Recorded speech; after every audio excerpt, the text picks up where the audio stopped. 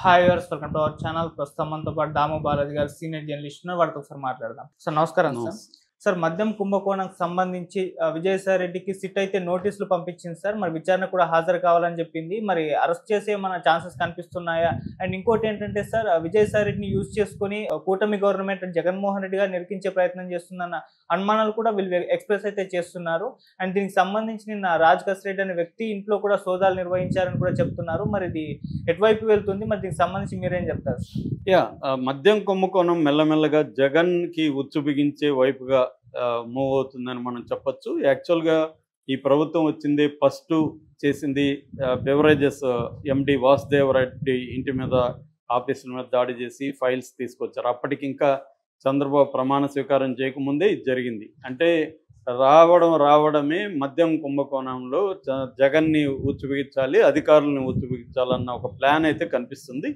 అందులో భాగంగా ఫస్ట్ సిఐడికి ఇచ్చారు మద్య కుంభకోణాన్ని బ్రేక్ చేసే విషయాన్ని. బట్ సిఐడి ఫెయిల్ అయిందని చెప్పి మళ్ళీ సిట్ ఒకటి వేశారు. ఆ సిట్టు చురుగ్గా పనిచేస్తున్నట్టుగా మనకు కనబడుతుంది. ఇప్పుడు గతంలో ఈయన విజయసాయి రెడ్డి కాకినాడ పోర్టుకు సంబంధించి సిఐడి ఎంక్వైరీకి వచ్చినప్పుడు ఆయన ఎవరు అడగకపోయినా ఒక స్టేట్మెంట్ ఇచ్చాడు. అదేంటంటే మద్యం కుంభకోణంలో ప్రధాన పాత్ర రాజ్ కసిరెడ్డి. ఈయన పూర్తి పేరు కసిరెడ్డి రాజశేఖర్ రెడ్డి. ఆయన రాజ్ కసిరెడ్డిగా మార్చుకున్నాడు. రాజ్ కసిరెడ్డి అనే వ్యక్తి మద్యం కుంభకోణంలో ఇన్వాల్వ్ అయ్యాడు. అతను దీనికోసమే ఈ అక్రమ మద్యాన్ని కుంభకోణానికి సంబంధించి హైదరాబాద్లో ఆఫీస్ కూడా ఓపెన్ చేసి ఈ అవినీతి డబ్బుల్ని ఎలా ఆర్గనైజ్ చేయాలనే దానికి ఒక ఆఫీసే ఓపెన్ చేసి ఆయన చేశాడు. దాదాపు 3,000 కోట్ల డబ్బుల్ని అతను మేనేజ్ చేశాడు. సో అధికారులకి అతనికి మధ్య కోడ్ లాంగ్వేజ్ కూడా ఉండేది. నేను దాని వివరాలు త్వరలో బయట పెడతానని విజయసాయి రెడ్డి చెప్పాడు. దాంతో విజయసాయి రెడ్డికి సిట్ నోటీసులు జారీ చేసింది. ఎల్లుండి 18న విజయసాయి రెడ్డి సిట్కి హాజరయ్యి కసిరెడ్డి రాజశేఖర రెడ్డి మీద తన దగ్గర ఉన్న డీటెయిల్స్ అంతా ఇస్తాడని చెప్తున్నారు. ఈ నేపథ్యంలో నిన్నంతా కూడా హైదరాబాద్లో ఈ రాజ్ కసిరెడ్డికి సంబంధించిన 2 ప్లేసెస్లో జూబ్లీ హిల్స్ అండ్ మంచిరేవుల ఈ 2 ప్లేసుల్లో కూడా ఇండ్ల మీద, ఆఫీసుల మీద దాడులు జరిగాయనేది చెప్తున్నారు. దాదాపు 50 మంది ఆంధ్ర పోలీసులు వచ్చి ఇక్కడ తెలంగాణ పోలీసుల సహకారంతో ఈయనకి సంబంధించిన ఈ 2 ప్లేసులు మంచిరేవుల అండ్ జూబ్లీ హిల్స్, అది కాకుండా వీళ్ళ బంధువుల ఇండ్ల మీద కూడా బంధువులు, అత్తమామలు, మరదలు, తోడల్లుడు, కూతురు వీళ్ళ ఇండ్ల మీద కూడా దాడులు చేశారని చెప్తున్నారు. ప్రధానంగా ఏంటంటే రాజ్ కసిరెడ్డి ఒక వ్యవస్థను ఏర్పాటు చేసుకొని ఏ బ్రాండ్ అక్కడ అమ్మాలనేది డిసైడ్ చేస్తాడు. ప్రతి బ్రాండ్కి ఆయనకి ప్రతి కేసు మీద డబ్బులు వచ్చేస్తాయి. అలాగా ఈచ్ కేసు ఎన్ని కేసులు అమ్మారు, ఎంత డబ్బులు వస్తుంది అనేది ఈ కలెక్షన్ కోసం ఒక ఆఫీస్ పెట్టాడు.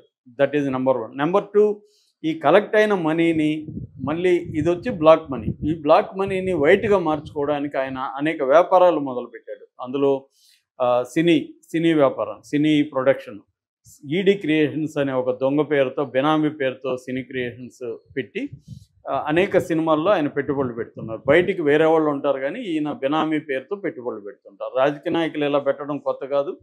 చాలామంది మనకు బెనామీ ప్రొడ్యూసర్లు మనకు అర్థమైపోతుంది. సినిమా ఇండస్ట్రీలో పనిచేసేవాడికి తెలిసిపోతుంది ఎవడు బెనామీ ఏంటని. ఎందుకంటే వాళ్ళ దగ్గర ఏమి డబ్బులు ఉండదు కానీ వాళ్ళు పెద్ద పెద్ద కోట్లు పెట్టి నిర్మిస్తూ ఉంటారు.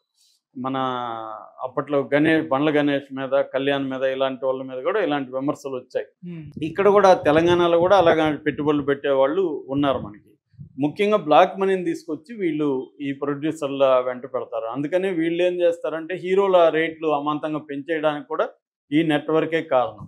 సో అలాగా ఇతను ఈడీ క్రియేషన్స్ పెట్టారు. అట్లాగే రియల్ ఎస్టేట్ కూడా పెట్టారు. వాళ్ళ కూతురు ఇషానీ ఇన్ఫ్రా అనే కూతురు పేరుతో ఇషానీ ఇన్ఫ్రాస్ట్రక్చర్ లిమిటెడ్ పెట్టి దాంట్లో పెట్టుబడులు పెడుతున్నాడు. అట్లాగే ఒక హాస్పిటల్ కూడా పెట్టాడని చెప్తున్నారు. అరెట్ హాస్పిటల్ అని రాయదుర్గంలో ఉంది. అది కూడా వీళ్ళదే అని చెప్తున్నారు. హాస్పిటల్లో కూడా పెట్టుబడులు పెట్టారు.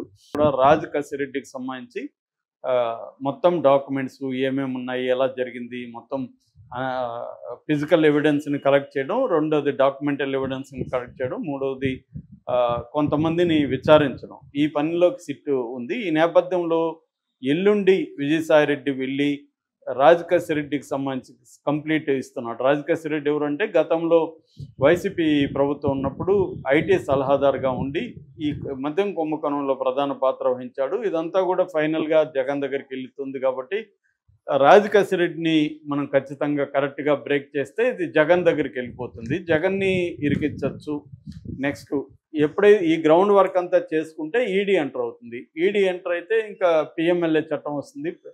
PMLA prevent of money laundering act, prevent of money laundering act కానీ ఎంటర్ అయితే ఈజీగా బెయిల్ రాదు. మనకు తెలుసు ఆల్రెడీ కల్వకుంట్ల కవిత 5-6 నెలలు జైల్లో ఉన్నింది. దానికి సంబంధించి చాలామంది ఢిల్లీ ఆప్ నాయకులు చాలామంది కూడా 1 year 1.5 year పాటు కూడా జైల్లో ఉన్నారు. బెయిల్ రావడం అది అంత ఈజీ కాదు, నేను చాలాసార్లు చెప్పాను.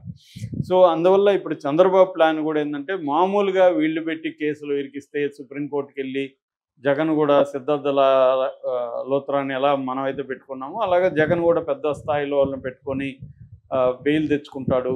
కాబట్టి ఇది పిఎంఎల్ఏ చట్టం పెట్టించాలి జగన్ మీద అని ఒక ప్లాన్డ్గా చంద్రబాబు ప్రభుత్వం వెళ్తున్నట్టు కనబడుతుంది. దీనికి విజయసాయిరెడ్డి దోహదపడుతున్నట్టుగా కనబడుతుంది. అంటే విజయసాయిరెడ్డి బీజేపీలో చేరబోతున్నాడని వార్తలు వస్తున్నాయి. ఆయన జూన్లో జరగబోయే రాజ్యసభ ఎన్నికలకు సంబంధించి మళ్ళీ ఆయనకే సీటు వస్తుందని చెబుతున్నారు. ఈ నేపథ్యంలో ఆయన కూటమి ప్రభుత్వానికి అనుకూలంగా జగన్కి వ్యతిరేకంగా అనేక కేసుల్లో ఆయన ఉపయోగపడబోతున్నాడు, ఆయన సేవలను ఉపయోగించుకుంటాము అనేది చెబుతున్నారు. ఇది జగన్